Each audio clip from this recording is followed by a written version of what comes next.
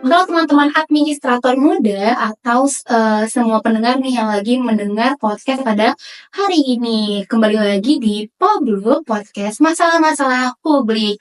Nah, Pobluk ini akan membahas masalah atau isu publik atau di Indonesia. Aku, Divanel Devina, sebagai moderator akan menemani kalian selama 15 menit ke depan.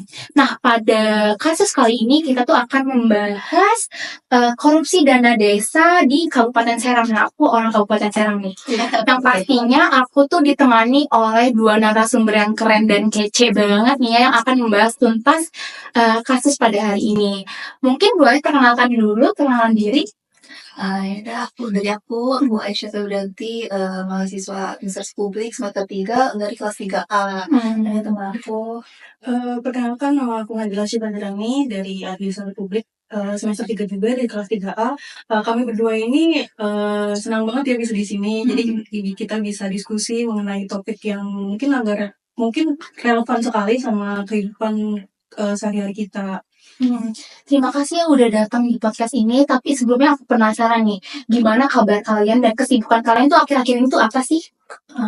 Aku baik, aku baik banget. Cuman kesibukannya ya biasa tugas dari matkul-matkul yang lainnya ya itu sedikit Ya, lagi pusing-pusing tugas ya.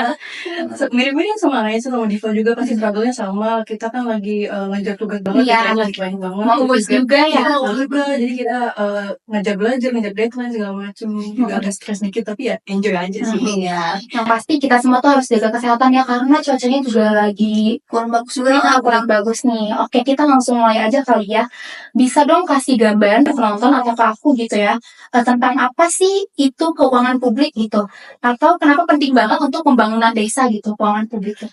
Ya, jadi Diva dan teman-teman semua, keuangan publik itu pada dasarnya tentang pengelolaan keuangan negara gitu.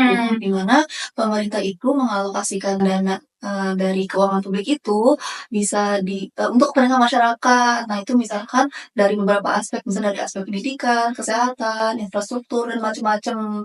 Dan contoh konkretnya itu di kita sebagai masyarakat, bagaimana pengelolaan keuangan dari negara itu bisa dilihat dari dana desa ini. Nah, dana desa itu tujuannya untuk pembangunan di desa, pembangunan masyarakat di desa. Yang mana bisa dari pembangunan infrastrukturnya, pemberdayaan masyarakatnya, ataupun dari kegiatan ekonominya bisa menunjang perekonomian di desa tersebut. Gimana nih kalau Nazla nih? Dia mau nambahin aja sih sama pernyataannya Aisyah. Kalau misalnya FYI aja sih, kalau misalnya di APBN itu penggunaan anggaran untuk dana desa sendiri itu udah 8%, atau kalau kita rupiahkan itu bisa sampai 70 triliun. Itu kan nominalnya banyak banget kan. Nah, jadi kita bertanya-tanya, uang sebanyak itu tuh buat apa sih sebenarnya? Nah, kalau dilihat singkatnya itu dana desa itu digunakan untuk kewenangan yang ditanggungjawabkan kepada pemerintah desa. Misalnya itu kayak kesejahteraan sosial, terus ada pendapatan dana dari masyarakat, lalu ada dana operasional pemerintah desa, lalu ada pencairan dana dan juga prioritas penggunaan dana desa. Selain itu juga dana desa ini dimanfaatkan untuk program infrastruktur desa. Jadi program ini tuh menggunakan tenaga kerja lokal dan juga bahan baku lokal desa tersebut. Nah, selain itu juga ada program pemberdayaan masyarakat. Nah, di mana itu jadi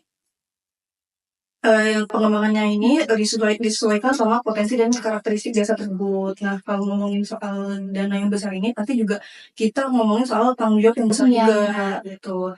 Tapi kenyataannya kalau di kehidupan realita ini kayaknya kalau ngomongin soal nominal yang besar pasti kita menemukan banyak-banyak penyalahgunaan. Penyalahgunaan ya, benar banget. Iya, jadi ini relevan banget sama topik yang kita bahas ini nanti, karena kita menemukan ada 2 kasus penyalahgunaan dana desa di Kabupaten Serang. Iya.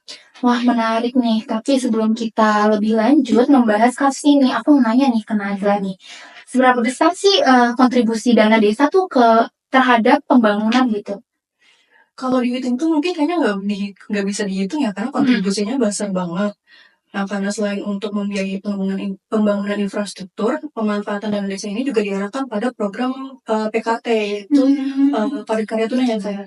Ya, PKT. Kalau PKT itu apa sih maksudnya? PKT ini itu program pemberdayaan masyarakat yang masyarakat itu dilibatkan langsung dalam pembangunan lokal. Nah, dampaknya itu nanti bisa menciptakan lapangan kerja bagi golongan lokal kayak pekerja harian, petani dan juga buruh. Nah, ini tuh program ini juga bisa diharapkan bisa membantu perekonomian pedesaan itu sendiri karena harapannya kan dengan adanya program ini taraf hidup masyarakat itu bisa jadi meningkat, juga bisa menyelesaikan masalah kemiskinan juga pengangguran. pengangguran gitu. Udah gitu desa Kopo dan desa Cidahu ini tuh mereka tuh sama-sama dikategorikan di desa berkembang. Dalam indeksnya itu yang mereka capai itu 0,63. Nah, sebenarnya tuh ada macam tingkatan klasifikasi desa. Ada dari desa desa berkembang, terus di atas itu ada desa maju, desa mandiri. Nah, karena desa Kopo dan desa Cidahu ini masuk ke dalam desa berkembang, maka mereka memiliki potensi yang besar untuk terus tumbuh dan lebih maju. Tapi kan nyatanya malah terungkap nih pemimpinnya malah melakukan korupsi. Nah, ini tuh bisa penyalahgunaan dari wewenangnya itu kan, terus juga dananya juga nggak dikelola dengan benar, bukan untuk kepentingan masyarakat juga. Dan ini tuh akibatnya alokasinya nggak sesuai dan pembangunan desa juga justru hilang dan tidak mencapai target yang sesuai. Berarti begitu besar ya manfaat yang ditimbulkan gitu kalau misalkan dikelolanya tuh dengan benar gitu ya. Sampai-sampai tadi bisa buat lapangan pekerjaan gitu ya. Dan faktanya juga ternyata desa Kopo dan desa Cidahu itu termasuk kategori desa berkembang ya tadi ya. Nah sepertinya semestinya gitu kalau misalkan dana ini dikelola dengan baik, mungkin desa ini tuh bisa menjadi desa yang lebih maju gitu ya. Tapi teman-teman ada yang bisa ceritain nggak sih gimana kasus dana desa di Kabupaten Serang ini terjadi organisasi banget nih? Pertama banget ya dari desa Kopo. Nah, jadi tuh periode sebelumnya tahun 2019 hingga 2023 itu ada mantan kadesnya inisialnya itu SYD itu melakukan korupsi ternyata. Jadi di tahun pertamanya tahun 2019 desa Kopo ini tuh menerima dana desa sebesar 1,3 miliar, di mana 761 jutanya itu diperuntukkan untuk pembangunan jalan beton. Di mana di pembangunan jalan beton itu tuh termasuk ke dalam indeks komposit ekonomi dan termasuk juga salah satu program super prioritasnya desa Kopo. Namun kan ternyata ditemukan oleh tim teknik sipil itu di audit ternyata ada kekurangan volume pekerjaan dan kepala desa juga pasti membuat laporan pertanggungjawaban nggak sih untuk kewenangannya dan ternyata nggak 100% selesai, malah 100% dibuat bohong gitu. Seakan-akan itu udah selesai. Pekerjaannya belum selesai tapi udah dibilang 100%. Nah, ya gitu. Nah, akibatnya itu dari korupsi tersebut, negara itu mencapai kerugian negara sebesar 229 juta. Wah parah banget itu sumpah sampai berjuta-juta ya berarti harusnya tuh dana itu tuh bukan milik dia tapi malah dipergunakan yang seharusnya tuh nggak dilakuin gitu ya. Jumlah uang yang dipergunakan juga lumayan besar dari sampai ratusan juta ya. Jadi takut nih denger kasus yang selanjutnya nih. Tapi pasti kita semua tuh kepo banget nih pengen tahu apa yang terjadi di dana desa yang satu lagi nih. Kalau di desa Cidahu sendiri itu ya mirip-mirip sih sebenarnya, timeline juga mirip karena terjadinya di tahun 2019. Nah, dana desa yang dikorupsi juga sama sebenarnya kayak pengaspalan jalan desa gitu. Pada tahun 2019 itu mantan kadesnya sebut aja SPD, dia itu melakukan korupsi mengenai anggaran pembangunan jalan desa.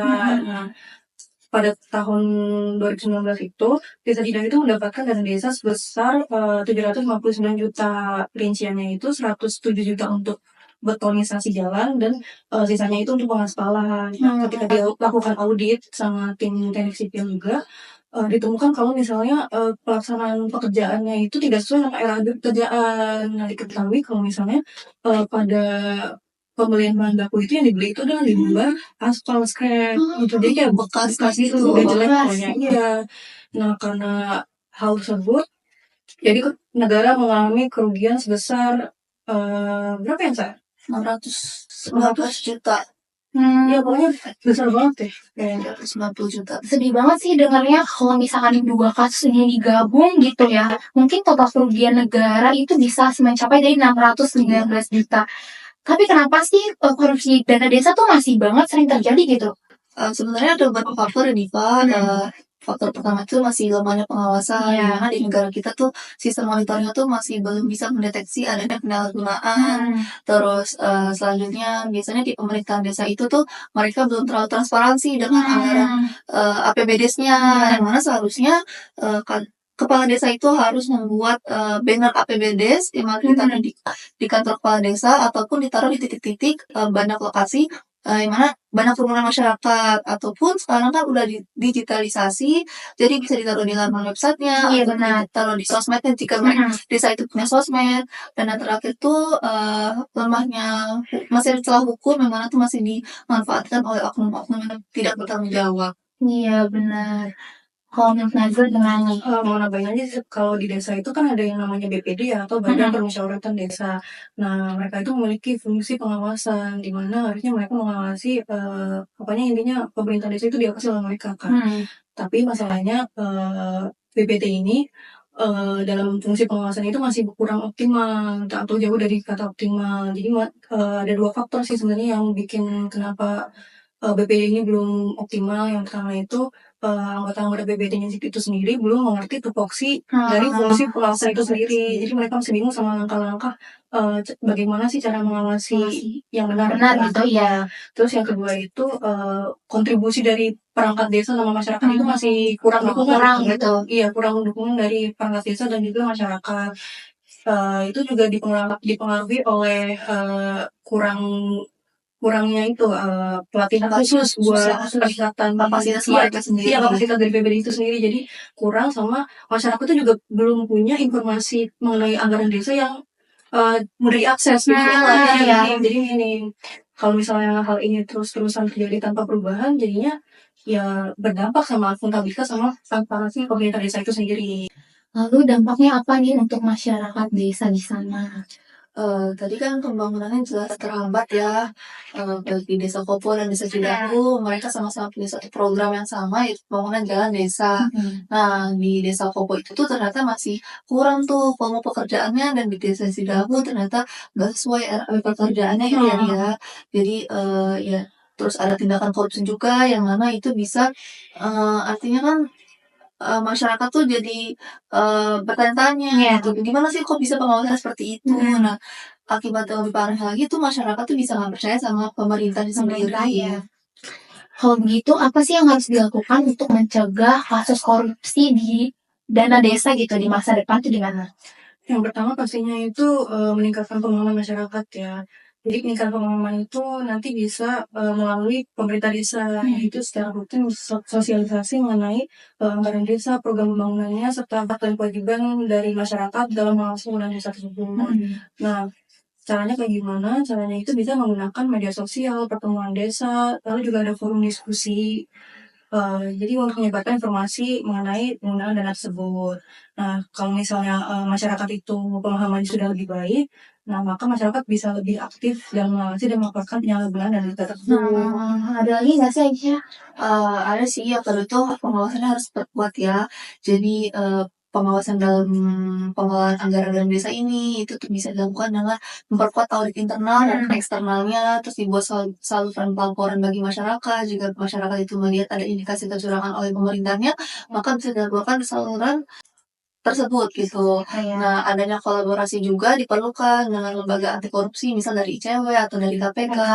Nah, diharapkan dari kolaborasi tersebut itu dapat meminimalisirkan potensi korupsi khususnya di tingkat desa. Iya. Nah, Zla, Ya, tambahan aja sih. Jadi, aparatur desa juga harus bisa dilatih soal manajemen keuangan. Jadi mereka siap secara mental dan juga teknis soal pengelolaan anggaran yang transparan dan juga akuntabel itu.